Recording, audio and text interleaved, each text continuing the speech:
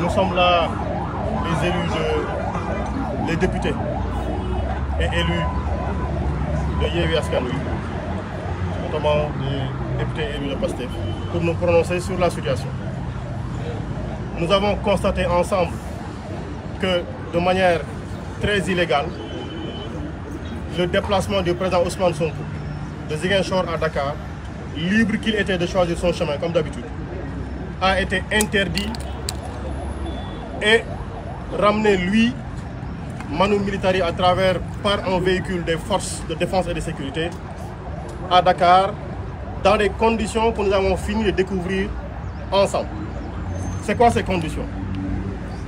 Monsieur Ousmane Sonko est un citoyen libre, libre de ses mouvements, libre de ses opinions. Mais ce qui s'est passé, c'est que on l'a ramené sur Dakar et dans les conséquences de ce retour sur Dakar, nous avons constaté que tous les outils personnels qu'il avait, notamment son téléphone, ses téléphones, notamment sa documentation personnelle, tout a été de manière très irrégulière, subtilisé, en des mots très simples, volé et remis sur la place publique. Nous sommes dans un pays où les gens se plaignent de la question de la sauvegarde des données personnelles. Il n'y a pas eu un juge, il n'y a pas eu une décision de justice, il n'y a pas eu un ordre légal d'une autorité régulièrement habilitée pour demander l'arrestation ou demander que Ousmane Sonko soit ramené sur Dakar et qu'on lui prenne ses téléphones et tous les biens avec lesquels il était. Et ce qui est le plus bizarre, c'est que dans ces moments-ci, seules les forces de défense et de sécurité avaient accès au président Ousmane Sonko. Mais on retourne sur la place publique. Ses autorisations de port d'armes, ses armes, ce n'est pas un délinquant, il a une autorisation régulière des autorités habilitées et compétentes en la matière. Tout ce que nous voyons donc aujourd'hui, c'est un sabordage, c'est un sabotage de son intimité en pensant qu'en faisant ceci, il le réduirait en néant ou il porterait le discrédit sur lui. Nous sommes davantage respectueux. Nous sommes davantage décidés à être à côté de lui parce qu'il a ouvert le chemin de la résistance, il a ouvert le chemin de la démocratie. Nous serons avec lui sur ce chemin-là. Et cette opération a été l'occasion de diffusion de beaucoup de fausses nouvelles. Beaucoup de fausses nouvelles. Et c'est l'occasion pour nous, pour ce qui est en train de se passer, de dire aussi, nous avons constaté tous les désagréments qui sont posés. Nous élevons la voix pour apporter notre compassion à toutes les victimes de cette situation-là, dont le seul auteur, dont la seule personne qui en est l'origine est Macky Sall, pour son besoin, son boulimique d'avoir le pouvoir, d'avoir un troisième mandat et d'empêcher des personnes de candidater. Tout ceci n'est que la résultante de son attitude irrévérencieuse, manquant de respect aux institutions.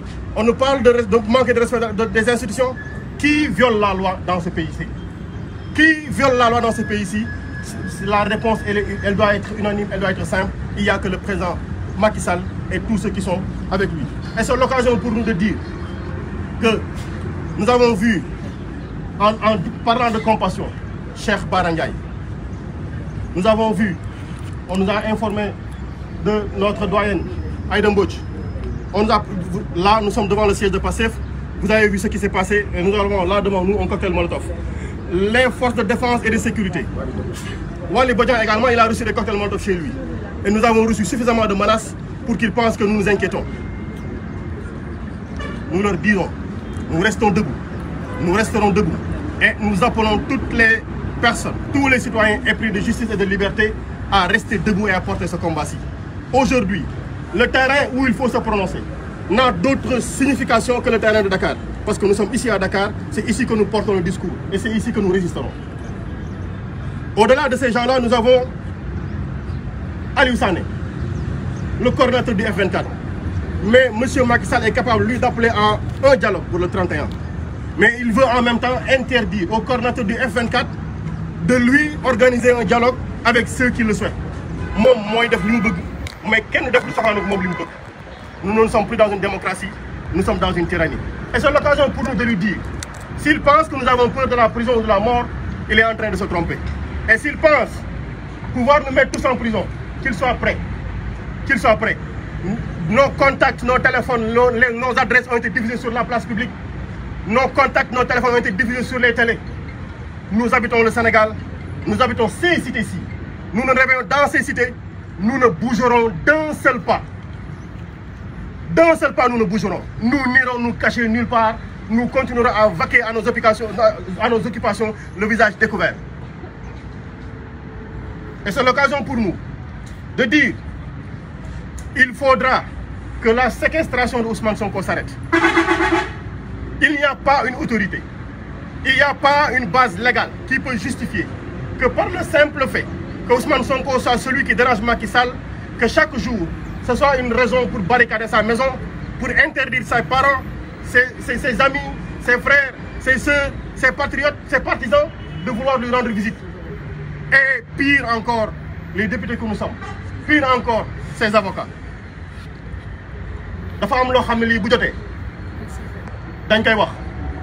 Il faudra que ça s'arrête. On ne peut pas continuer à vivre dans un pays où un seul homme et ses partisans ont le pouvoir absolu. Ils peuvent faire n'importe quoi, ils peuvent parler de tout le monde, ils peuvent faire dire n'importe quelle chose sur les réseaux sociaux sans conséquence. Mais chaque fois qu'on pense que quelqu'un a dit, chaque fois qu'on pense que Sona Saliou a dit, Ngoné Saliou, il faudra qu'on la prenne pour la fatiguer. Mais écoutez, chers amis journalistes, vous êtes bien fatigués. Et vous comprenez maintenant que le travail n'est pas facile. Parce que vous aussi, on vous interdit de faire votre travail. Voici ce que les alertes que nous pensons qu'on lançait pendant longtemps.